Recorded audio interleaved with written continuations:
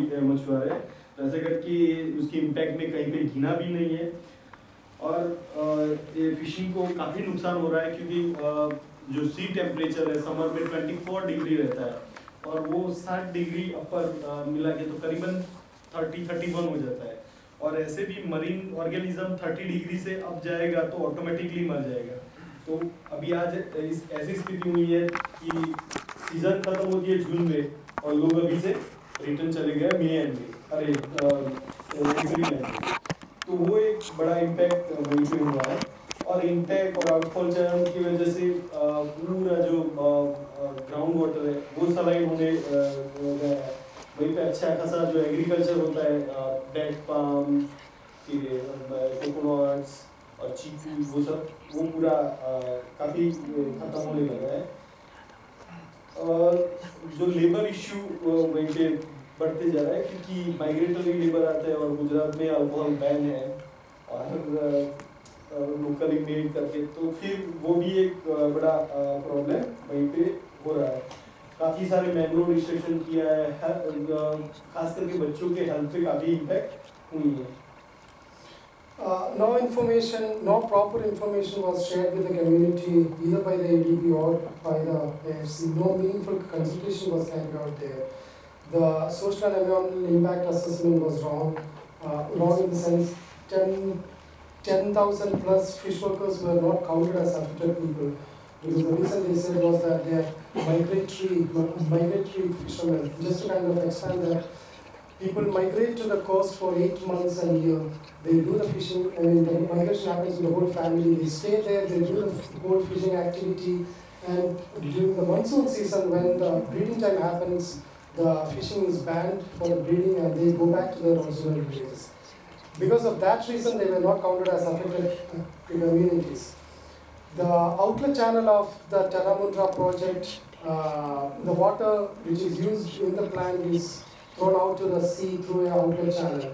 In the summer season, the temperature of the sea is around 24 degrees Celsius.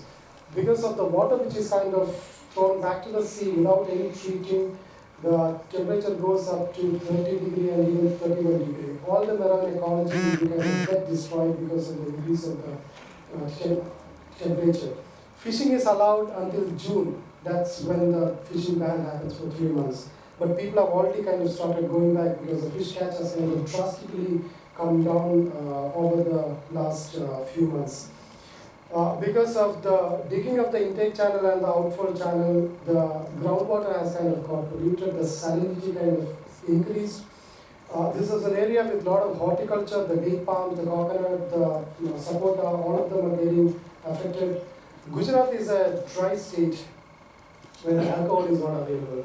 But due to the migratory labor, alcohol is now freely available there, and because of that, there is a lot of domestic violence there in the families. And there is also an area with a lot of mangroves which got destroyed.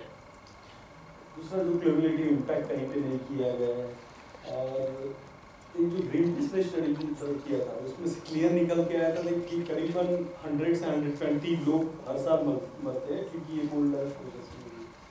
और पूरा बांग्लादेश का जितना carbon emission होता है उतना खाली एक ही project Mundra ही निकालता है। There's no cumulative impact study done for this whole region. There's a study by the Greenpeace in 2013 where they said that in this area 100 to 120 people get killed every year because of the air pollution. And this one plant emits the carbon dioxide as much as Bangladesh produce every year. अभी मैं CRP के बारे में बताऊंगा, और ये भी यहाँ पे है सीआरपी चेयर और वो आ चुके हैं वहीं पे और उसने रिपोर्ट भी दिया, अच्छा दिया है, मैं उसके बारे में बात करूँगा। हमारे लिए रिस्की था बहुत ही क्योंकि सीआरपी या सीओ में जाने के लिए, क्योंकि अगर बैंक उसके इंस्टीट्यूट है तो वो भी डर था कि शायद वो बैंक की भी फेवर करेंगे और फिर हमारे लिए कोई चारा भी नहीं बचेगा। तो वो फिर हम लोगों ने रिस्क तो लिया और हम लोगों ने सीईओ में करीबन 2011 में कंप्लेंट फाइल किया और उसका रिपोर्ट आया 2013 में, और फिर सीआरपी में हम लोगों ने 2013 में फाइल किया और अभी लास्ट 2015 में रिपोर्ट आया है उसमें। CRP chair is sitting here. He came there to visit. He was saying that going to CAO, the compliance mechanism of IFC, and the ADB compliance mechanism, both was risky for them because if, I mean, beyond everything, I mean, these are bank institutions. They were not sure that they will kind of speak against what the bank has said. And if they had kind of talked in favor of the bank, all the things that the people were raising all these years would have completely got discredited. But since they didn't have any other option, they took that risk, and they're happy that they took the risk, and they got good reports. The CAO case was filed in 2011, and the report came in 2013. The CRP case was filed in 2013, and the report came 2015. The last month. और CRP के जो findings आए हैं उसमें वो भी जो findings निकाले हैं वो अपनी पॉलिसी के अंदर रह के निकाले हैं। वो बाहर जो हम लोगों ने बताया वो उनका नहीं, वो पॉलिसी में आता है वही लिया है, पर अच्छा काफ़ी निकला है उसमें से। वो जो लोगों ने मतलब वहीं पे एशियन डेवलपमेंट बैंक ने जो फंडिंग किया उसका इन्फॉर्मेशन किसी को कंसल्टेशन नहीं किया है, वहीं पे SIA नहीं किया है क्योंकि 10,000 लोग अफेक्टेड हो रहा है, बेसलाइन डेटा भी नहीं है उसके पास, कोई मॉनिटरिंग सिस्टम नहीं है, वाटर क्वालिटी स्टैंडर्ड का वायोलेशन हुआ है, एयर क्वालिटी स्टैंडर्ड का भी वायोलेशन हुआ है। तो ये सब सारे ये जो CRP के फाइंडिंग्स निकल के आए उसमें से।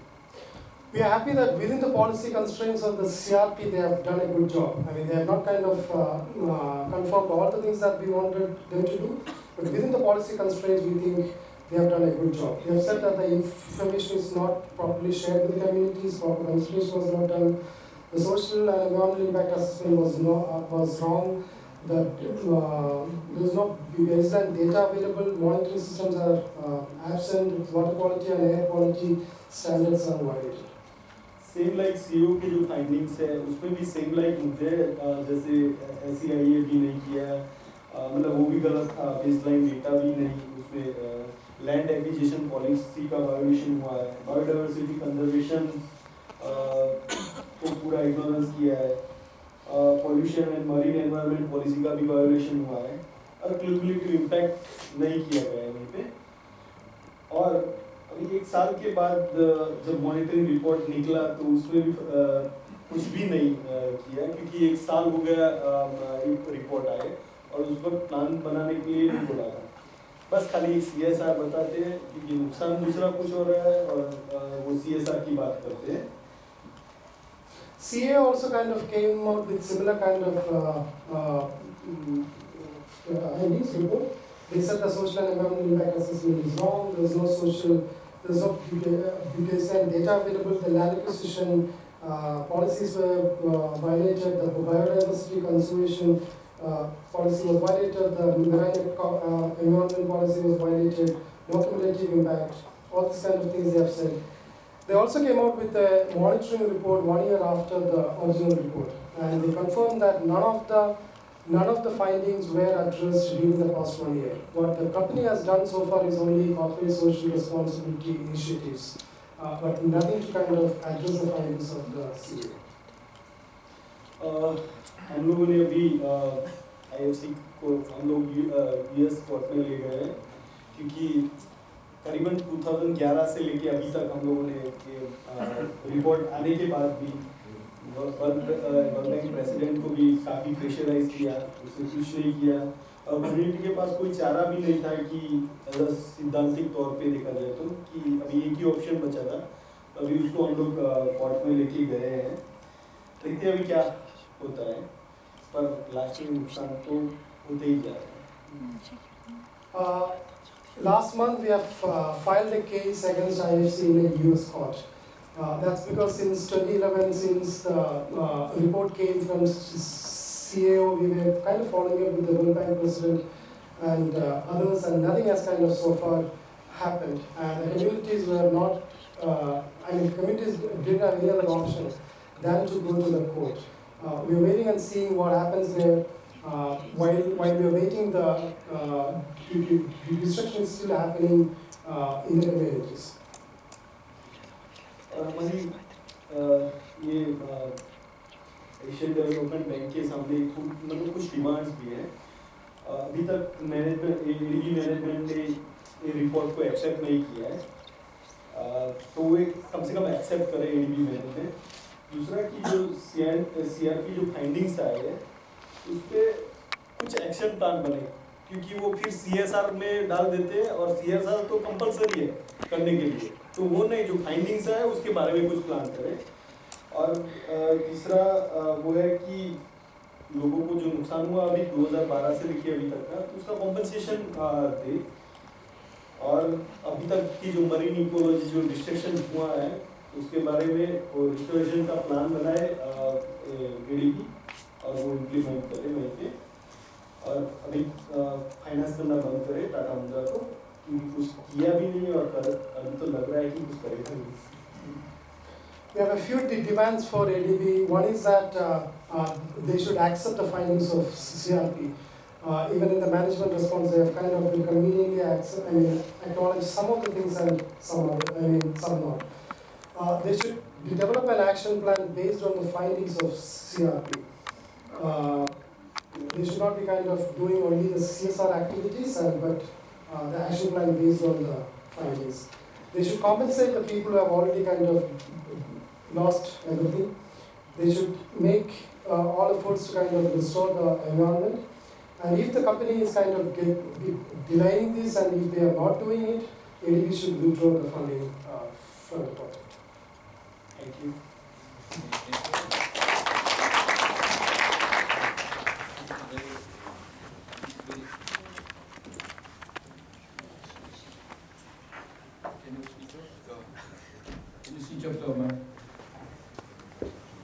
Okay, so the concrete case from India. I'm sure there are a lot of issues to be discussed. So before that, we have one more presentation. So Ryan is the director of the Angel Forum ADB. Yes, 10 minutes.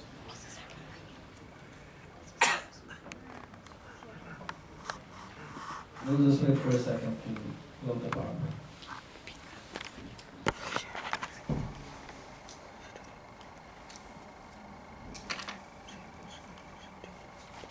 It's called Safeguard IED AGM. Thank you. Okay, before getting into my talk, I think the first thing that I really want to say is, in regards to the safeguard, I think for the past 1 year and all the policy advocacy stuff that we're doing and the presentations we've heard all day, it seems that the safeguards don't even belong to us. It belongs to international financial institutions, it belongs to World Bank, it belongs to the ADB, it belongs possibly to the AIB, and what they do with it, we face the consequences of. And I don't think that is the way you want to perceive safeguards. Safeguards are about us. Safeguards are about me, safeguards are about you, your next generation, the health of the planet. The Earth's very life support system is at stake if you look at the Tata Mundra case. And here we are looking at public funds going into public projects and their impacts consequently on our lives. And therefore, it is so important to talk about safeguards. Yes, public financing institutions need to address the issue of safeguards in their plans and operations, but they're not really doing us a favor here. This is our every right to make sure that they do their jobs well. Keeping that statement in mind, what I want to address on is the issue of the Asian Development Bank safeguards. Now, it comes down to how does the ADB perceive safeguards, risk, and categorization. In this issue, it has always been quite clear for the ADB that something which is really damaging is a Category A project, something which is moderately damaging is Category B, and something which doesn't have impacts is going to be Category C. The ADB policy and the safeguard statement clearly looks at environment and voluntary settlement indigenous peoples. It also has a prohibited investment list. For those of you who are versed in the ADB safeguards policy, you'll find that the language is quite strong. And I think from Stephanie's presentation, you've heard of the requirements which are required 120 days for environmental impact assessment. But my presentation is not really looking at the policy. What I want to look at is the delivery of the ADB on its commitment to this policy. In regards to that, last year, the Independent Evaluation Department did a thorough study at the ADB's, of the ADB safeguards policy. But this particular study kind of looked at how the overall ADB system works in terms of its delivery. It also looked at country safeguard systems and the issue of financial intermediary projects. Now, for us as civil society and NGO Forum on the ADB, this is kind of like the first time we have a peek into the ADB processes itself in regards to who's doing what, are the safeguard specialists really doing their jobs, and so on and so forth. So I'm going to try and highlight some of the findings of the ID report, and you can make up your own minds about it. So the review was basically done through a methodology of conducting interviews, focus group discussions with 35 of the senior safeguard specialists across ADB's 6 divisional directors, and 81 project team leaders were also interviewed. Now this was done of 100 of 108 projects approved from 2010 to 2012. 2010 being significant because that is when the ADB safeguards policy is finally approved and effective. Now what we have seen is, as the findings will show you in the next slide, please. ID focus was, the focus predominantly will look at the category B projects, which is going to be a large bulk increase. I will address that later, but before going into the environmental category of the projects, I would like to address the issue of the country safeguard systems. IED looked at country safeguard systems as one of the first issues of its evaluation, making sure that national laws and the government should take responsibility of delivering safeguards. And in that case, the key focus was on equivalency and acceptability. To this end, the TAs which look to strengthen country safeguard systems were addressed. In summary, it was only Indonesia who said that you could use one particular possible country safeguard, but then that's still in contention, and I'm sure GT can later comment on that.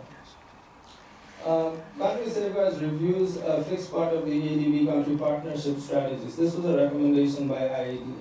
At this point, there is no talk about how are you going to build equivalency of any national law regards to water, to environment, etc. And now the ADB tends to lend on the basis of its direction-giving report, which is the country partnership strategy agreed upon by the borrowing country and the bank. So that is where I think the issue of equivalency and acceptability needs to be introduced. But in case when country safeguard systems are weak, then we have no choice but to really look at the ADB to deliver its own safeguards. Now, environmental safeguard risk, next slide. The lending for category B projects increased from 29% to 48%, which is more than half. Bulk increase in infrastructure projects, which include energy, transport, and water, where this is where most of the money is going. And you would think infrastructure would become category A, but in this case, it's a large amount of projects going into category B. Now, I'm reading you a quote from IAD. Therefore, staff should consider very clearly distinguishing between category B projects with very limited environmental impact and projects with potentially adverse impacts requiring a more elaborate environmental examination. This basically means within the category B bulk projects which are going in, some of them are very low impact and some have very adverse impacts. And unfortunately, there is no clear method of doing this review because it's based upon personal judgment of the safeguard specialist in operations or dealing with this. There was no data on category B projects being later converted to category A, except there was one exception, but considering the total number of the projects, that's very, very low. That means once it has been branded as a category B, it pretty much stayed as a category B, regardless of what possible consequent impacts that might have. In case of involuntary resettlement and indigenous people risk classification for projects, category A for resettlement projects fell from 23% to 20%, and similar for environment category A projects. Once again, we see a huge rise from 33 to 50% increase of resettlement projects from category B, and as well as indigenous peoples projects in water and energy. 2010 to 2013, ADB approved a total of over 400 projects. 19 of these projects had civil work contracts with 40% disbursement rates, which basically means you have 400 projects and very few have contracts signed, and very few have actually money out of the door, around 40%. So where we stand in terms of the idea of safeguards and assessing safeguards is we're not ready to really look at on-the-ground impacts of the safeguards policy in 2010. So if the policy is effective in 2010 and most of the money is still inside the bank, to see the consequent impacts of whether this policy completely works or not is still a question which needs to be answered, and that will require time. And IID agrees with this. Now, our position as civil society, therefore, any review from this point onwards cannot be opened up and say that the policy needs to change, because we campaigned a long time to get to where we are in terms of the SPS now. So we would like to at least understand what are going to be its consequent impacts over the years to come. So no dilution of the ADB policy still stands. Now, looking at the general delivery, I think that is a question which we all want to see answered better.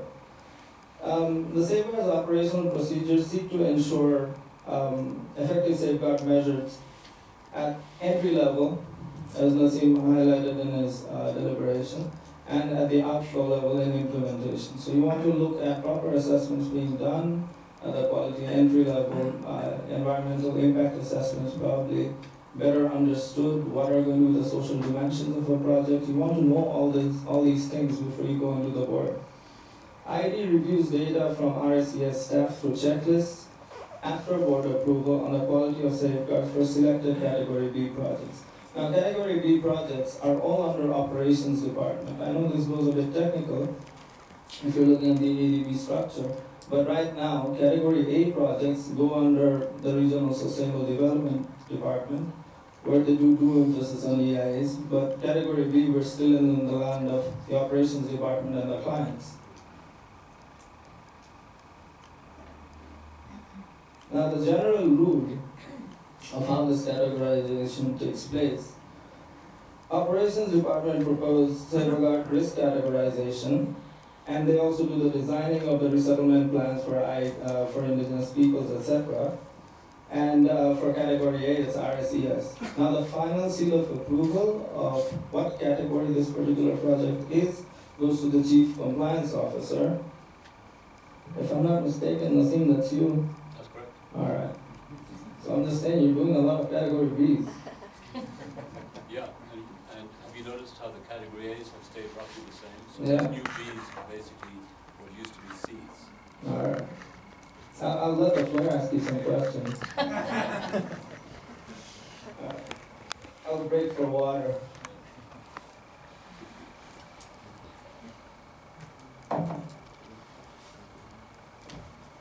Next slide, please. General delivery. General delivery of ADB SPS, state of play. There's a quote from IID. ADB's 6 departments are set up differently. To fulfill their safeguard delivery, no specific models have been centrally imposed. So, which is not really necessarily a bad thing. I don't think you can have one straight model of how safeguards will be delivered. There are 6 different divisions: Central Asia, the Pacific, South Asia, Southeast Asia, and the complexities of these countries and lands and their people are quite, you have to weave your way carefully in the trajectory. But at the same time, you have absolutely no model or chain of command is also another question. Now, I am saying that as civil society because I do not have the privilege to know exactly what the current process is of delivery by each department. We tried, I don't want to name any departments, but we haven't received a straight answer yet. As per IED's calculations, 106 safeguard specialists are required to support safeguard delivery. Nasim said rightly so that they have 108 safeguard specialists. But it's not about the number of people, it's about what they're doing. So let's see.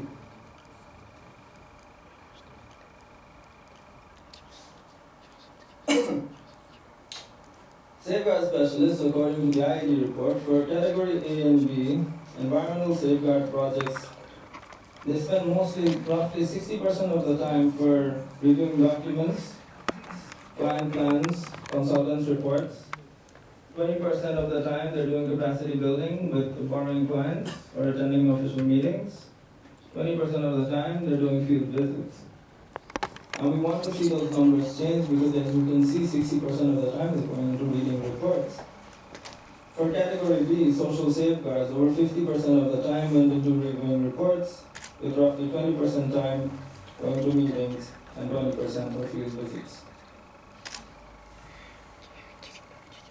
According to IED, most category A and B, for environment, resettlement, and indigenous peoples projects, an average of one solitary review mission per year.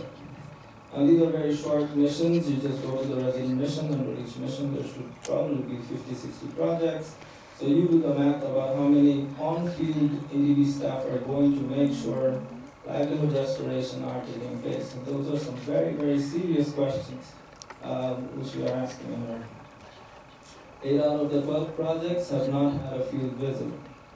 Heavy reliance on consultants for external monitoring and implementation at the project site level. Now, before going into reporting on disclosure issues, reliance on the consultants, which I probably want to talk about. If you were to look at this entire scenario as from a community representative perspective, and a consultant is there from the ADB to talk about safeguards and ask you what are the things which are going to be a threat to you because of this road project or this gold project. You're probably going to speak your heart out. You're going to say, all right, if you build that road, I'm going to be resettled, the existing value of my house is this, and all the rest of it. And once you do that, as a community person, you think your job is done. You gave the information to the consultant. The consultant wrote a report, and he sent it off to the ADB. The ADB safeguard specialists are telling you 60% of the time they're reading these reports, and they've also said that some of these reports are in very poor quality and they don't capture the true voices from the ground. More importantly so, if you go back to the ground, the ADB mechanism itself does not have any institutional memory, because the consultant, after submitting the report, is relinquished of his duties and they will leave. So when it comes down to safeguards delivery and safeguards information in itself, at source, on project side, you don't have anybody collecting and receiving that information and going back to the communities time and time again. Mind you, all social and environmental issues need to be done hands-on. Those of us who have done development work on the ground, worked with farmers, fishermen, and natural resource dependent groups, realize the mindsets are quite different. You have to be patient and understanding and hear their voices. This is not a stopgap approach.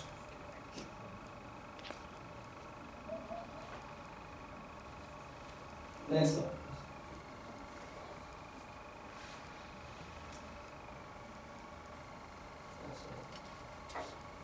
So in case of financial intermediaries, this is a new avenue for us to understand the civil society.